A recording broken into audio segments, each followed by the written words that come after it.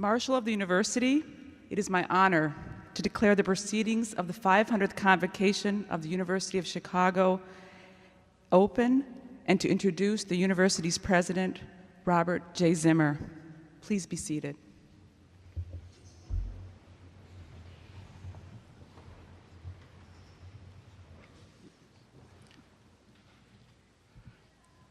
Good morning and welcome. Today is the 500th time the university is assembled for a convocation. From the time classes began here in 1892, the university has held a convocation ceremony at the end of every academic quarter, allowing students to be recognized and celebrated for their achievements immediately upon completion of their studies, and to do so through formal exercises. In addition, the university holds ceremonial convocations to mark special moments in its history. Honorary degrees are awarded at least once per year, and we do so again today. A major objective of convocation is, of course, to award degrees, but these occasions satisfy other objectives as well. At the very first convocation, on January 2nd, 1983, the university's first president, William Rainey Harper, set out goals for these ceremonies, goals which we continue to observe today. Harper believed that these occasions of high ceremony to be a necessary and a nourishing part of the life of a university, and intended them to literally call together or cause to assemble all parts of the university community. Harper was acutely aware of the multiple forms of activity in the university, and at the same time of the importance of its unity of purpose. Today's ceremony, then, is about reflecting on the whole of what we do here across the entire campus. In addition, it affords us all a moment to contemplate the accomplishments of our past and opportunities for our future, individually, collectively, and institutionally. I again welcome you to a time-honored ritual that recognizes achievements for which we can all be proud.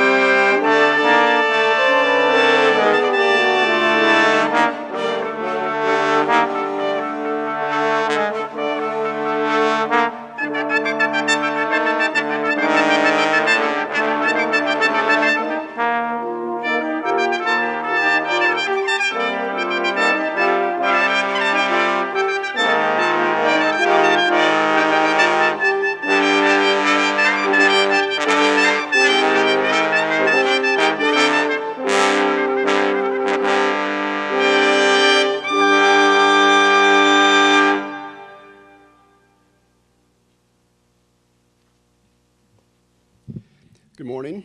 My name is Andrew Alper, and I'm chairman of the University of Chicago Board of Trustees. On behalf of the Board of Trustees, it is with pleasure and pride that I welcome you to the University of Chicago's 500th convocation. As you know, a convocation is literally a coming together in which the entire university community gathers to confer degrees. We hold convocation at each quarter end, so students receive degrees immediately upon completion of their requirements. We also hold convocations to commemorate special events and historic milestones. We gather today to mark our 500th convocation. It's a ritual that's taken place over our 117-year history, in cold weather and warm, in good times and bad. Since we've been at this for so long, it also seems like a good time to reflect on the special nature of universities in general and our university in particular. Most people would agree that universities are unusual entities in many ways. One aspect that certainly stands out, perhaps because we're in the knowledge creation business and we reinvent ourselves continuously, is that great universities are very, very long-lived. Columbia is 255 years old this year, and Harvard's over 370. The grandparents still live in Europe. Cambridge is celebrating its 800th birthday this year, and Oxford's believed to date to 1096. Oxford's actually so old it either doesn't remember or doesn't like to talk about how old it actually is. As you can see, by comparison to some of the other great world universities, we are relatively young at 117. We are, however, ambitious, uncompromising, and highly relevant. We display our ambition and maintain our eminence by attracting outstanding faculty and students and giving them the tools to learn together and to grow. We maintain our relevance by applying the timeless wisdom of great philosophers, scientists, and statesmen to solve timely contemporary problems. I was recently able to observe this interesting intersection of timeliness and timelessness at the university's board retreat in Washington, D.C. We began our time in Washington by hosting two very interesting panel discussions. In the first, U.S. Secretary of Health and Human Services Kathleen Sebelius joined us to talk about urban health challenges and the role that programs like our Urban Health Initiative can play in solving them. We were later joined by Arne Duncan, U.S. Secretary of Education and a lab school alum, for our second session, which included leaders from our Urban Education Institute. The next day, U.S. Secretary of Energy, Stephen Chu, met with the board to discuss U.S. energy policy and the role the University of Chicago can play through our management of the Argonne National Lab and Fermi Labs. You can't get much more timely than the problems of urban health, urban education, and energy policy. We concluded our retreat in Washington with a visit to the Library of Congress, which houses Thomas Jefferson's library. I was struck by the significant overlap of Jefferson's collection with the curriculum of our Common Core in the college. His library sort of felt like a slightly older version of the seminary co-op bookstore. You can't get much more timeless than the wisdom combined in the world's great books. Between these panel discussions and the Library of Congress reception, the board met for 2 days to assess the university's condition coming out of the financial crisis and to discuss opportunities for investments in programs and people. I'm pleased to report the board concluded that thanks to the leadership of President Zimmer and the deans and officers, the university is emerging from the financial crisis in better shape than many of our peers. While there is still significant risk in the economy, our relative strength creates many exciting opportunities for further investments in our programs. The board's goal is to help reach the appropriate balance between risk and opportunity and to preserve and grow the resources that we need to capitalize on the opportunities before us and to maintain our exciting momentum. The world's an uncertain place, but I am highly confident that with our outstanding faculty, our wonderful and deeply engaged students, and with the generous support of our loyal alumni and friends, the University of Chicago will joyously and proudly celebrate its 1000th convocation some 100 years from now. Let me close by simply saying thank you for helping us celebrate this morning, and please enjoy Convocation.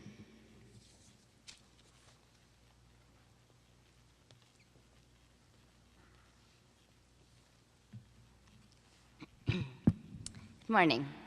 My name is Rupa Dada. As president of the Alumni Board of Governors, I've been asked to speak on behalf of University of Chicago alumni. It is an honor and privilege to do so. The ABG is charged by the Board of Trustees with serving the alumni community. Our goals are twofold: to promote the ongoing connection of alumni with each other and to engage a majority of alumni in the life of the university through volunteerism, lifelong learning, career networking, and philanthropy. This is the 500th time the University of Chicago community has gathered to recognize academic achievements and to confer degrees. In short, to make new alumni. These new alumni join a rich and accomplished community of people who arrived here from every corner of the globe and who have left their mark around the world. The university is the tie that binds us. It is a place where we wrestled with new ideas, met our friends, expanded our families, and cultivated our life's work. Whatever paths our lives have taken since our own convocation, or convocations plural for the many of us with more than one university degree, we are united today in our commitment to our alma mater. Milestones such as the one we celebrate today are occasions not just to look back, but also to look ahead. In 1919, longtime trustee Harold Swift described alumni as the strongest asset the university can hope to secure. If the university is to flourish, then our alumni community, including its relationship with the university, must also thrive. On behalf of my fellow alumni, I offer our gratitude to this great university for the role it has played and continues to play in our lives. On behalf of my fellow members of the Board of Governors, I thank all present today for everything you do that makes possible all that is distinctive and inimitable about the University of Chicago.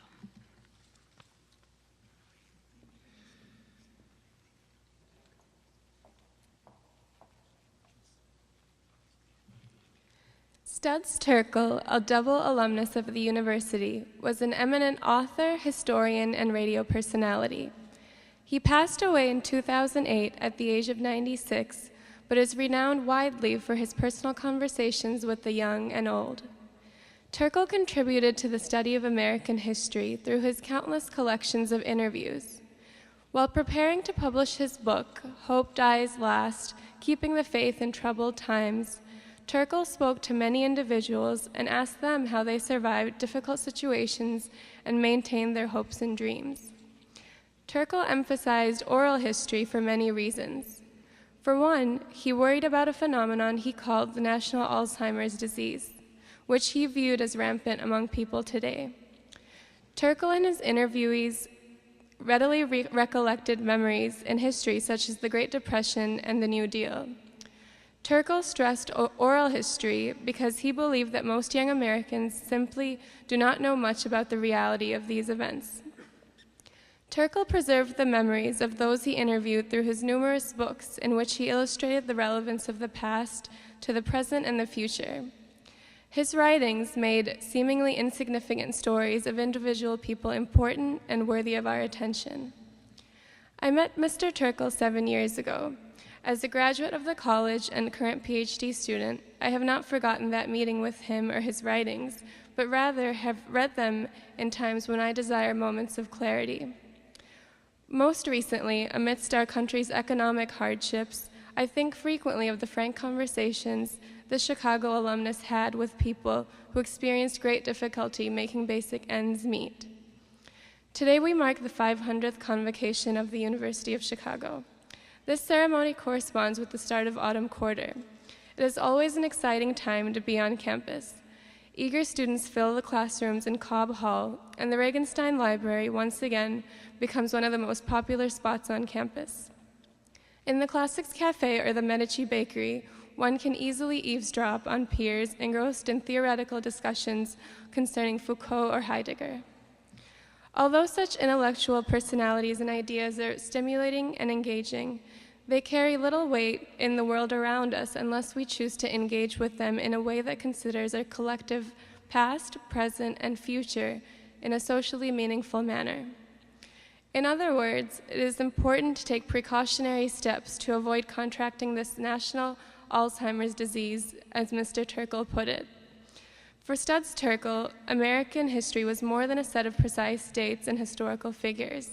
To gain a sense for recent American history, Terkel spoke to everyday Americans who toiled daily to put food on the table.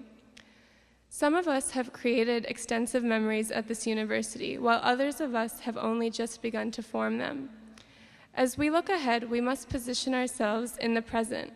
Yet it is also necessary for us to take lessons from the past, regardless of our professional undertakings.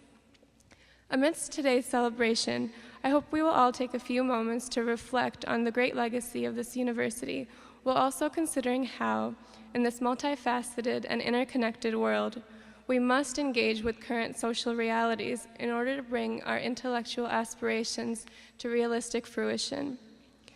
Ultimately, the responsibility falls upon us, as citizens actively engaged in developing the life of the mind, to cultivate a true understanding of the inequalities and injustices perpetuated around us and to strive towards their alleviation. I think Mr. Turkle would have celebrated with us on this important occasion, as well as urged us to listen keenly to the many individuals who have played a role, big or small, in making the University of Chicago the place it is today.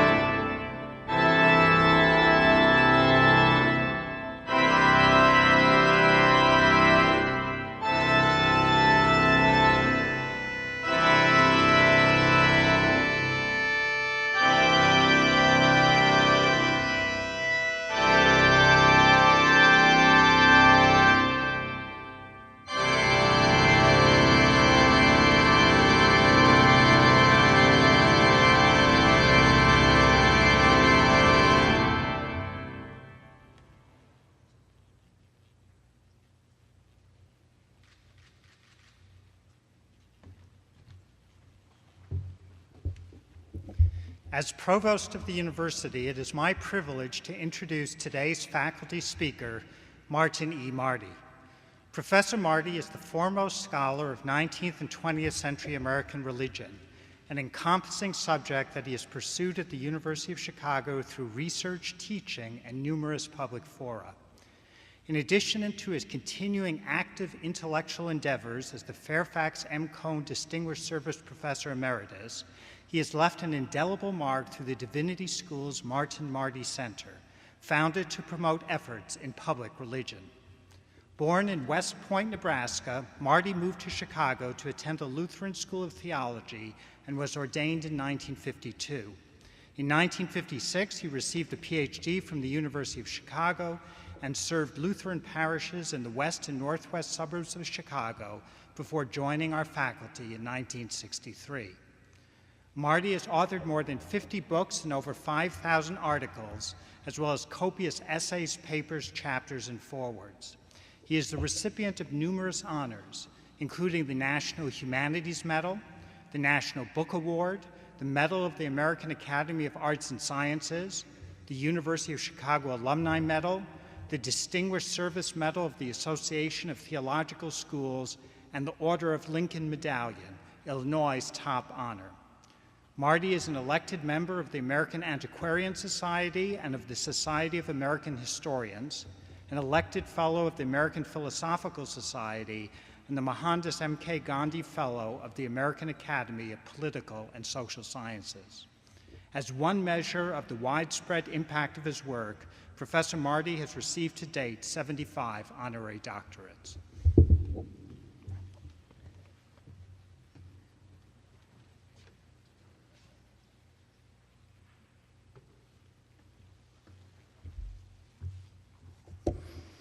Thank you, dear colleagues and friends. That's a damn interesting subject, gasped a graduate student in physics as he heard our friend describe the substance in his project, which was the self-diffusion of liquid sodium. During late afternoons in 1954, this friend's brother and I would drop into his laboratory, briefly there to find ourselves surrounded by white coat-clad scientists. They sartorially shamed the two of us, who wore sports coats with the de rigueur worn leather elbow patches that helped us pass as philosophy and theology graduate students. From what little I could decipher from the conversation and scientific papers back then, liquid sodium in this experiment was a damn interesting substance. Both as a graduate student and later faculty member, I observed that at this university, most colleagues in the various disciplines, be they scientific, humanistic, or in the professions, regarded what they were doing as dealing with damn interesting substances, even if their specialties dealt not with material, but categorical substances, a la Aristotle. Capturing their spirit was the confession of Nobel Prize winner Charles H. Huggins, the hyperdiscipline contributor to what we now profit from in chemotherapy. Huggins once reminisced how on the day of his and his colleagues' breakthrough discovery, quote, "We knew for sure that we had learned how to treat advanced prostate cancer. I was excited, nervous, happy. That night I walked home 1 mile, and I had to sit down 2 or 3 times. My heart was pounding so. I thought this will benefit man forever. 1,000 years from now, people will be taking this treatment of mine." Through family connections, I later came to own the framed piece of Chinese calligraphy, familiar to all who visited his laboratory. Quote, "To make discoveries is man's calling." He had paraphrased it on a plaque for his laboratory, "Discovery is our business." Not all of us could or would follow Dr. Huggins' counsels all the way, such as when he urged his colleagues, "Don't write books. Don't teach hundreds of students. Discovery is our business. Make damn good discoveries." In the discovery business, most of us who were in the leather patch wearing, book writing, teaching student sectors of this university believe that discovery can go on in all areas. Right after World War II, I once read, a team from American universities visited Göttingen, Germany. Aware of the prestige and now substantial new investments in the sciences at that university, they asked why their guide for the day made no mention of law, the social sciences, and the humanities there. Göttingen, on the forefront in science, had also been world-renowned for work in philosophy, history, and theology. The host dismissed the topic, "Oh, the philosophers and theologians, they'll never discover anything new over there." They do discover over there and here, however, so long as they deal, for example, with the mysteries of the human subjects in the disciplines and the professions. Eugen Rosenstock Hussey warned against kinds of reduction which would rule out the potential for discovery. He wrote about a conceptual and practical problem. Quote, "The presence of one living soul among the 3 million volumes of a great library offers sufficient proof against the notion that the secret of this soul is to be found by reading those 3 million books." The University of Chicago has been home for scholars across the disciplines who pursue discovery by converging on problems, and in my remaining time, I want to stress that aspect of its pulse in this 500th convocation. Many previous convocation speakers have addressed such convergences. 2 of them reflected the efforts of a university-wide committee on the problems and scope of graduate work, which then President Edward H. Levy appointed me to chair. We decided to serve in part by attempting to discern the genius of the University of Chicago. We did not attempt to describe why we are better than other universities, but we did focus on how we seem different from many. Aware of our limits, I reminded colleagues of a word of the late possum philosopher Pogo framed on my study wall, quote, "We have faults which we've hardly used yet." But this committee, focusing on that celebration of problems, also considered some virtues. Whether our report had any influence or not, our numerous afternoons of meetings did have influence on us, as reflected in 2 of the earlier convocation addresses. In the 343rd convocation in 1973, educational philosopher Jacob W. Getzels addressed problem finding. He spoke generically of universities as he'd spoken specifically of this one. Quote, "The work of a university lies distinctively in making explicit that which is yet problematical, in exploring enigmas still seeking formulation as problems, to say nothing of solutions." He quoted Gertrude Stein, "Suppose no one asked a question, what would the answer be?" In the 339th convocation, philosopher Richard P. McKeon spoke of the need to preserve the genius of the University of Chicago, which consists in discovering and warranting significant knowledge and in making it relevant to the life of humans, individually and in community.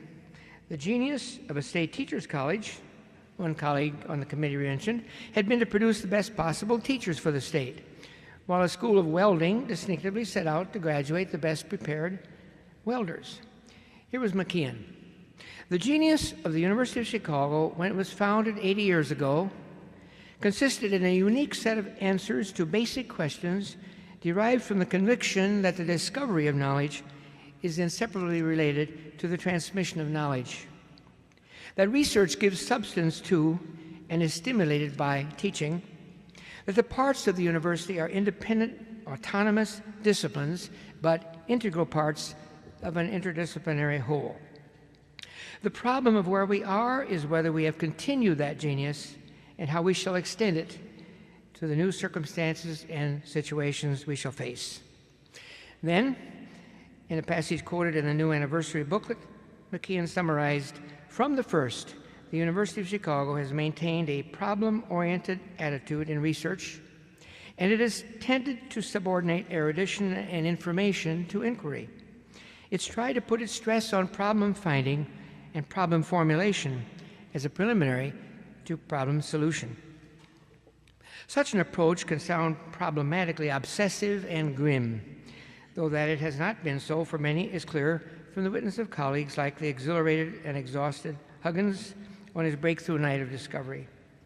Reducing the whole of a university to problem finding, of course, could also inhibit imagination and suppress wonder in many kinds of learning and discovery. French philosopher Gabriel Marcel addressed this issue by balancing the concept of problem with that of mystery. We recall Huggins or picture the living soul who's unexplained by 3 million books read in a library. Marcel introduced a creative metaphor, that of the siege. Quote, "A problem is something which I meet, which I find complete before me, but which I can lay siege to and reduce. A mystery is something in which I myself am involved, and it can therefore only be thought of as the sphere where the distinction between what is in me and what is before me loses its meaning and its initial validity. A genuine problem is subject to an appropriate technique by the exercise of which it's defined, whereas a mystery is by definition transcends every conceivable technique. It is no doubt always possible logically and psychologically to degrade a mystery so as to turn it into a problem, but it's a fundamentally vicious proceeding whose springs might perhaps be discovered in a kind of corruption of the intelligence. Siege. At the university, when we lay siege to a problem, we haul out the figurative medieval siege instruments, the mangonels of research, the trebuchets of books, the ballistas of argument, and the cannon of publication. As for mystery, let theologian Gordon Kaufman point to some dimension. Mystery has a fundamentally intellectual character, whatever its experiential overtones. It refers to bafflement of mind more than obscurity of perception. A mystery is something we find we cannot think clearly about, cannot get our minds around, cannot manage to grasp. If we say that life confronts us as mystery, or whether life has any meaning is a mystery, or the fact that there is something but not nothing is a mystery, we're speaking about intellectual bafflement. Such mystery does not obfuscate problems, render reality spooky, or help colleagues pull categorical rank on each other. It's at home in laboratories, galleries, clinics, poetry classes, seminars, chapels, lectures, and dining halls alike. In many of these settings, scientists and humanists at this university, in my observation, have long transcended C.P. Snow's imprisoning old definition of their two cultures. I could illustrate with some recall of ways I've experienced it, as with the late Norman Nachtrieb in our numerous parking lot seminars on the way to our work, when he tried to get me excited about the problems of self-diffusion of that damn interesting substance, liquid sodium. I think of occasional social settings wherein another Nobelist, James W. Cronin, stunned me with a lighthearted discourse on the signal my bow ties sent out, that the wearer loved symmetry. He taught me to be happy that there was believed to be not perfect symmetry between matter and antimatter at the moment of the Big Bang. Because matter may have been 1/1,000,000th of a part heavier than antimatter, there is something and not nothing. Cronin had laid siege to a problem of measurement. No doubt later research has led to different equations. Maybe matter was 2/3 of a trillionth heavier than an antimatter. Please do not hold him responsible for what I reproduce from memory of a dinner conversation turned into a lesson. In any case, many scientists have been patient, not dismissing me and my colleagues as one of them is said to have done a student who complained and complained that at his high tuition school he was not getting an answer to his question, why is there something and not nothing? The professor finally lost patience after the 100th complaint and chided him, even if there were nothing, you'd be complaining. Or this exchange on an Aspen trail with the late David Schramm, a renowned figure among those who deal with problems of the Big Bang. Conversation started with my odd mention of an entry in the Oxford Companion to Chess. There it was noted, quote, that the number of distinct 40-move games is 25 times 10 to the 115th power, far greater than the estimated number of electrons in the universe, 10 to the 79th power. In the years since Schramm's premature death, the count of that number keeps growing. The latest guess measurement I have read is that the number of possible chess games is 10 raised to the power of 10 raised to the power of 50, quote, that is 100 followed by a billion, billion, billion, billion, billion zeros. I asked him, can that sentence in the encyclopedia about the author of Chess Moves still be true? He scowled and counted for a second and answered, sure, there could be that many. I responded, in other words, infinite. He said, oh God, no, infinite, that's for you over in the Divinity School. We're just talking about a very, very large number. So, it's the genius of this university to make faculty appointments, select graduate students, assess curricular accents, amass resources, reward achievements, and give attention, if not always to the mystery of the infinite, then to the very large number of problems to be found and addressed in the finite. Reckoning with that reality as a way to remain faithful to the genius of the founding of this university and the intention of the large number of convocations where speakers have focused on the problems laid siege to and the mysteries which excite. The motto of this university, whose origins some have seen as a problem and whose reaches others have reverently regarded as mysteries, remains in place at the university. Crescat scientia, vita excolator, where knowledge increases, life is enriched. Thank you.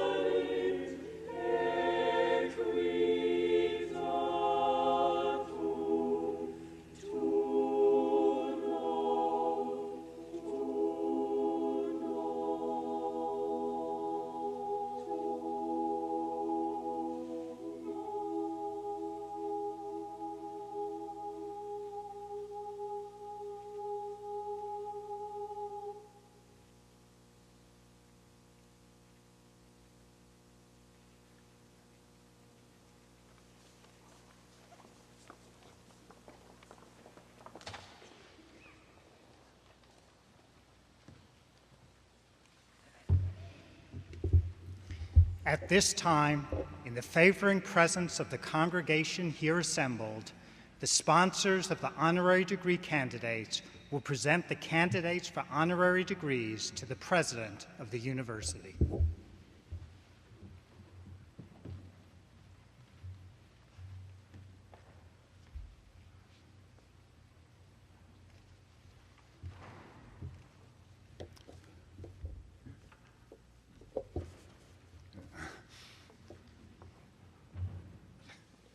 Mr. President, David L. Donahoe has pioneered the application of principled methods in mathematical statistics to address a great modern scientific challenge, the problem of sparsity in high-dimensional data sets. A data set of 1 million cases is not large if 10 dimensions are recorded for each case, and there are a huge number of potential interrelations or interactions among the characteristics. An unknown, very few of these are likely to be important, and in that sense, the structure is sparse. Determining ways to reveal that structure is a daunting challenge. Donahoe draws upon classical statistics and crafts both elegant theory and novel algorithms to overcome the dimensional complexity. He devises methods that include the use of wavelets and what he terms compressed sensing to recover sparse relationships with a fraction of the number of observations needed by other methods. This methodology is enormously influential in astronomy, genetics, geophysics, signal processing, financial analysis, and medical imaging. At one level, this work is only Occam's razor, but the technical complexities are immense, and the clarity and mathematical rigor Donahoe brings to this area of analysis is nothing short of extraordinary. Mr. President, I have the honor to present David L. Donahoe for the honorary degree of Doctor of Science.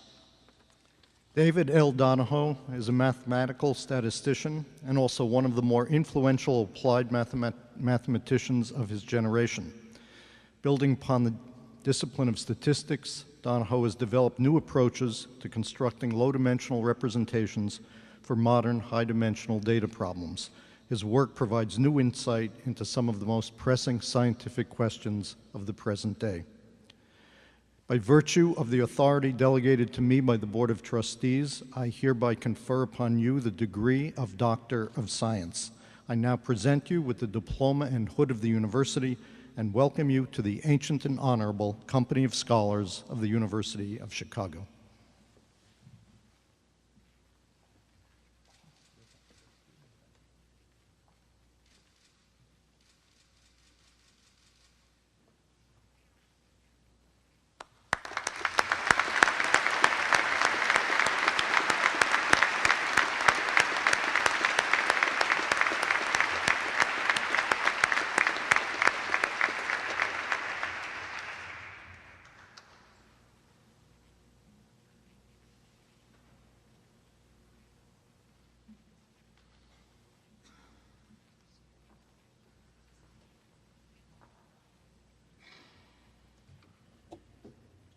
Deborah S. Gin's discovery of a new form of superfluidity in ultra-cold atomic gases has led to a profound deepening of our understanding of quantum matter. These fermionic superfluids, based on one of two types of fundamental particles in quantum systems, correspond to a highly organized state of matter. Through her work, we have come to realize that the traditional superconductors studied over the last century are a very special case of a much more general phenomenon. And we now have a powerful simulation tool to investigate matter at the intersection of atomic, condensed matter, nuclear, and particle physics. It is a rare discovery in physics that can anticipate as widespread an impact. Gin is to be lauded for setting her sights on this holy grail of fermionic superfluidity and, over a period of many years, leading the community through the various milestones en route to the discovery. Among these are the development of laser cooling techniques and key breakthroughs within the realm of quantum statistics, including the first observations of Fermi degeneracy, of a Bose-Einstein condensate composed of fermion pairs, and of a fermionic condensate in a strongly interacting gas. Mr. President, I have the honor to present Deborah S. Jin for the honorary degree of Doctor of Science. Through her groundbreaking research in the physics of ultra-cold atomic systems, Deborah S. Jin has discovered a new form of quantum matter, a discovery that has had an impact across the entire physics discipline. She is to be lauded for her development of new tools and for showing us how to tune, to probe, and to characterize these fascinating superfluids. The complexity of her experimental techniques makes hers a truly heroic achievement. By virtue of the authority delegated to me by the Board of Trustees, I hereby confer upon you the degree of Doctor of Science. I now present you with the diploma and hood of the university and welcome you to this ancient and honorable company of scholars of the University of Chicago.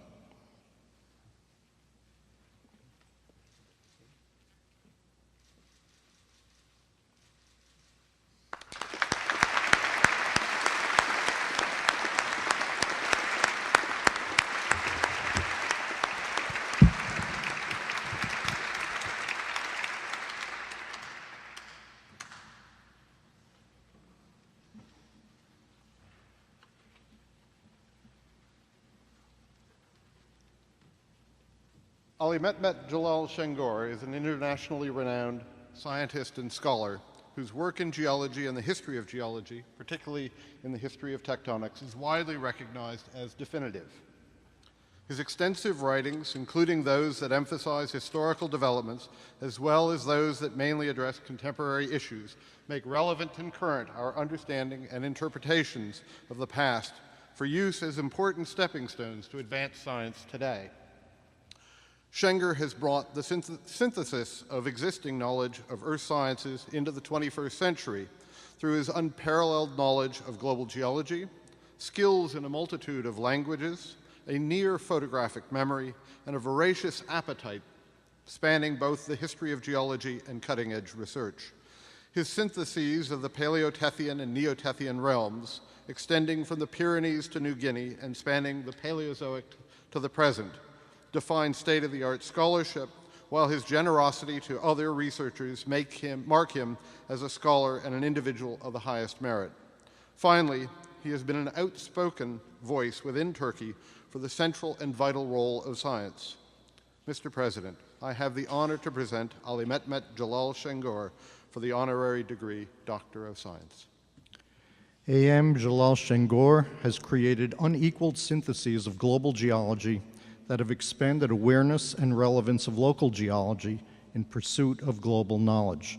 His scholarly synopses of the history of geology remind us of the foundations upon which we build all our evolving understanding, and his uncompromising devotion to academic excellence and the pursuit of knowledge embodies the essence of scholarship at the beginning of the 21st century. By virtue of the authority delegated to me by the Board of Trustees, I confer upon you the degree of Doctor of Science. I now present you with the diploma and hood of the university and welcome you to this ancient and honorable company of scholars of the University of Chicago.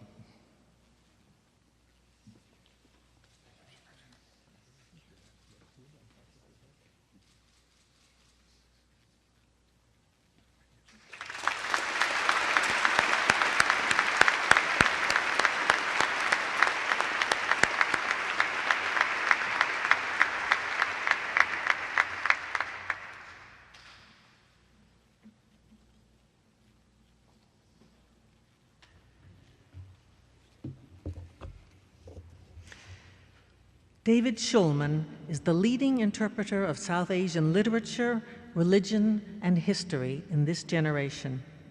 He has opened up new fields of research through his publications about local Tamil myths, Telugu literature, and South Indian history, changing the ways South Asianists go about their own work and educate their students. His list of publications is not only unusually long, but amazingly varied in genre and discipline, including literature, religion, history, folklore, ritual, myth, translation, exegesis, art history, comparative studies, and anthropology. More than that, he has inspired a new trend in collaborative scholarship, which has produced groundbreaking work in a variety of fields. As director for the Institute of Advanced Studies in Jerusalem, he has inspired scholars to join him in wide-ranging international seminars and to reach out into areas where they had not ventured before. His humanity, his Menschlichkeit, anchors both his scholarly rigor and his poetic gifts. Everything that he writes, including his ongoing chronicle of his work for peace with Israelis and Palestinians, is driven by a deep compassion for other cultures and a genius for making his readers share that compassion. Mr. President, I have the honor to present David Schulman for the honorary degree of Doctor of Humane Letters.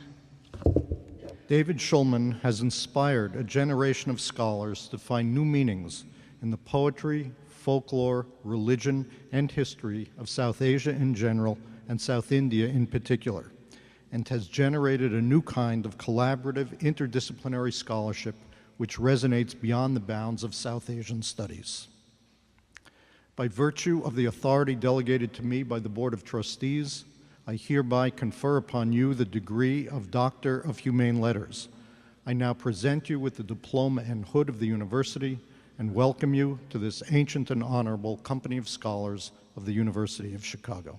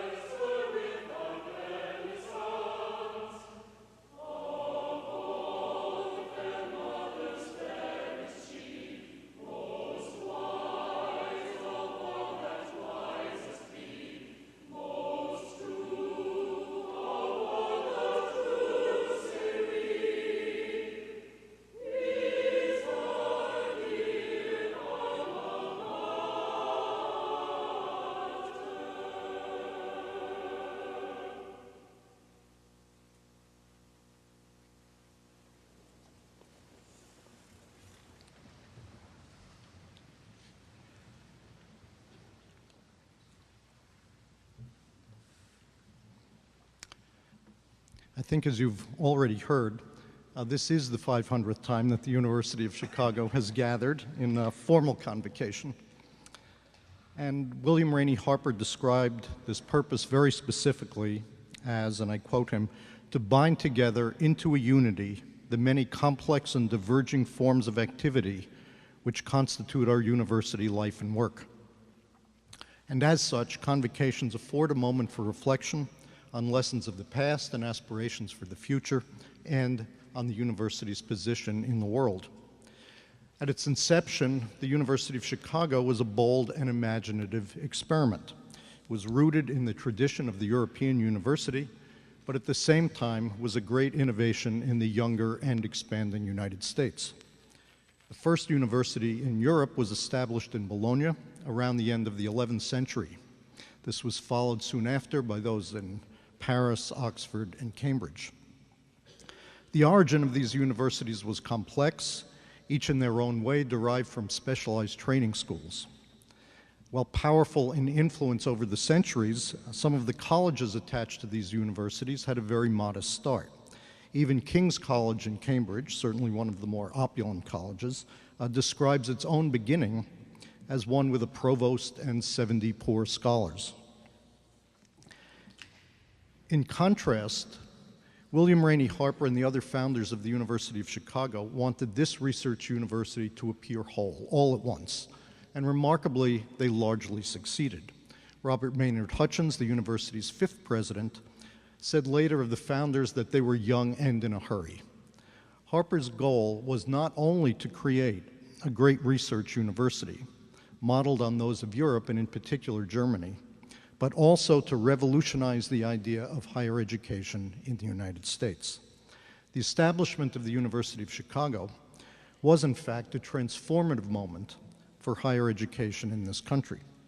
The approach and attitude of the university at its founding has not only resonated through our own history, but has had a powerful influence on the evolution of the research university throughout the nation. Now, 5 of the first 11 convocation addresses at the university examined, in one form or another, the nature of universities and their role in society. These topics reflected the intent of the University of Chicago to create a new model in the United States. The very first convocation address was given by the first head of history at the university, Hermann Edward von Holst, and his address was entitled "The Need of Universities in the United States." Now, we may think we are familiar with the content of an address with this title, as it is a common obligation of university administrators today to give such addresses. But most likely, we would only be partially correct, and we might be surprised by Holt's key point. To contextualize Holt's address, we must go back to a major turn taken by the European university in the 19th century in Germany. In 1810, 600 years after the establishment of the universities in Bologna, Paris, Oxford, and Cambridge, and 83 years before Holt's convocation address, the University of Berlin was founded under the leadership of Wilhelm von Humboldt. Humboldt was deeply influenced by some of the thinking around universities in Germany at the time. In particular, he was influenced by the thinking of the philosopher and theologian Friedrich Schleiermacher. In Humboldt's university in Berlin, the spirit of the modern university was born in what came to be known as the German model. This entailed 3 major ideas. First, that the goal of education was to teach students to think, not simply to master a craft. Second, that research would play a role of central importance, and that teaching students how to think would be accomplished through the integration of research and teaching. And third, that the university should be independent and not be in direct service to the state. Schleiermacher, writing in 1808, describes the goal of university education as enabling students to become aware of the principles of scholarship so that they themselves gradually acquire the ability to investigate, invent, and to give account. This, he writes, is the business of the university. As we can imagine, the effort to create and instill a new system met with considerable opposition from faculty invested in other approaches, particularly those with no emphasis on research or independence of thought. But the model was powerful in its results and became not only the dominant model in Germany, but slowly spread its influence throughout Europe over the 19th and early part of the 20th centuries. Germany developed into a world leader for science from the mid-19th century until the destruction that engulfed both Germany and the University of Berlin beginning in the 1930s. Some attribute this remarkable pre-1930 success, at least in part, to the environment fostered by the German model of the university, embracing intellectual freedom and rigorous thought. It was with the background of this still growing influence of the German model in Europe that Holtz stood to speak in Chicago on January 2nd, 1893. Holtz's key point was that there was, in fact, no real university in the United States at all, in the European, specifically German sense, and that one was badly needed. And speaking that day, Holst articulated the goal of university education, echoing Schleiermacher, as rendering students independent not only in technicalities, but in the first place, and above all, in thinking. Of course, Harper and his colleagues, while influenced by the German model, were not content with simple import. In his liberal Baptist tradition, Harper sought to deploy this model in the service of American society on the basis of merit and open competition. The founders created a university that was likewise imbued with the energy, ambition, openness, and optimism of an expanding Chicago, looking towards both the nation's origins in the east and its vast open areas to the west. The combined result was a new and instantly powerful force in higher education in the United States, one driven by ideas and not by deference, and open to all from its inception. And just as the German model slowly but powerfully influenced universities in Europe, so the founding of the University of Chicago had a profound effect on American higher education. In many ways, Harper's University became a model that ultimately exerted a major influence on other and older higher education institutions in this country. In the almost 117 years since the first convocation, the world has seen tumultuous transformations, some for better, others for worse, as well as extreme challenges, many of them still ongoing. And through all of this, the university has remained true to its lasting values that Holst called for and Harper instilled in the early days, that a research and education environment go hand in hand, that they both need to be driven by an intense and singular focus on rigorous inquiry in an environment of intellectual freedom, and that we are open to all people and all perspectives that can stand the scrutiny of argument. Harper was forceful in articulating his belief in the power of his university to have a profound impact on society and to improve the quality of human life. He has, of course, been proven correct. The power of ideas that have emanated from the University of Chicago and the achievements of our alumni who have been empowered by an education devoted to independent and critical thought have created a startling legacy of impact across the breadth of human activity. The extraordinary impact that the university has had can, I believe, be directly connected to the constancy of purpose that we have maintained.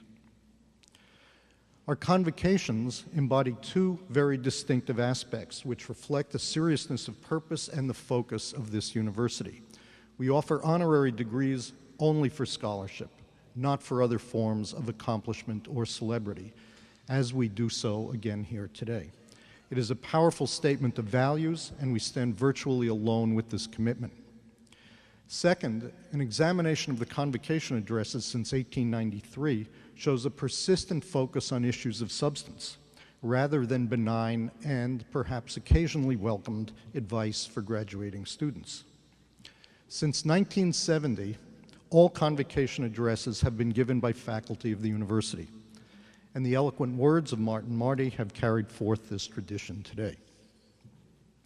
Neil Harris, a professor emeritus of history at the university, writes in the introduction to the volume celebrating this convocation that the university's convocation address at this last moment of tutelary authority is meant to reaffirm its own values. At convocations that call for reflection on the past and future, faculty bring to the convocation address the collective responsibility of stewardship of the university across the generations.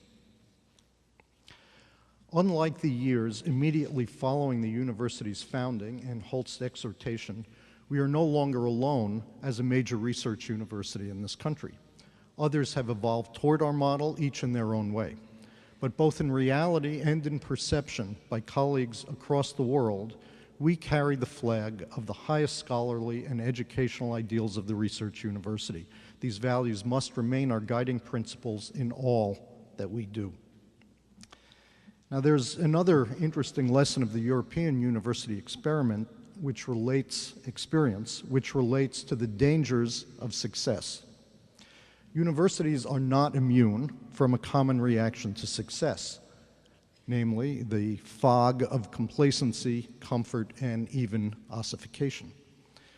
Over time, a good deal of higher education in Europe succumbed to this, and even with the German model. In fact, considerable effort has taken place in recent years, for many recent years actually, to rejuvenate the higher educational system in Europe. As an antidote to this complacency, we must bring to our time the same energy, ambition, openness, and optimism that Harper and the founders brought to theirs. And what does this entail? It entails a constant attention to the renewal of the faculty, and with it, the ferment of new ideas.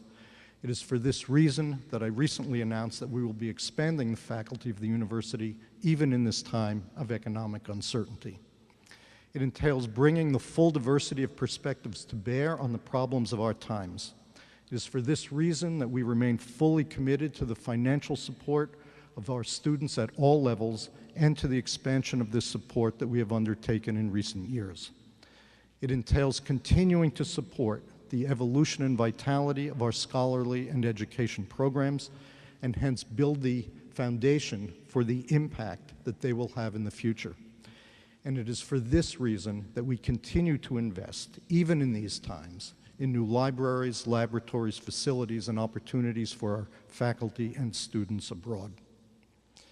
And perhaps most importantly, it entails every one of us renewing each day our culture of openness, intensity, and rigor through our own actions. It is the fabric of this culture of constant questioning and challenge, of critically evaluating our own assumptions, of energy in the pursuit of clarity, of ideas and not deference, of belief in the impact of ideas on the quality of human life, with faculty, students, and staff engaged in a common enterprise that has defined the university since the winter of 1893, when Holt spoke at the first Convocation.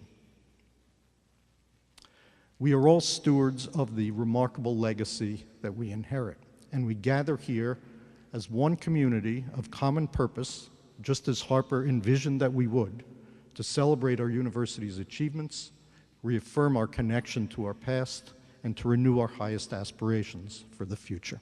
Thank you very much.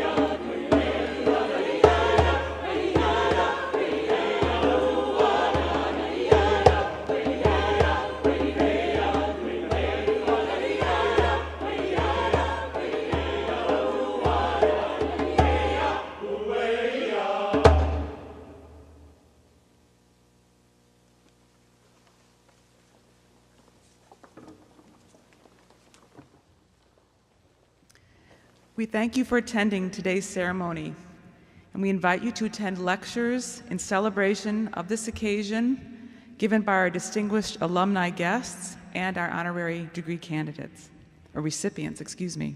A schedule of these lectures may be found in your program. This now concludes the 500th Convocation of the University of Chicago.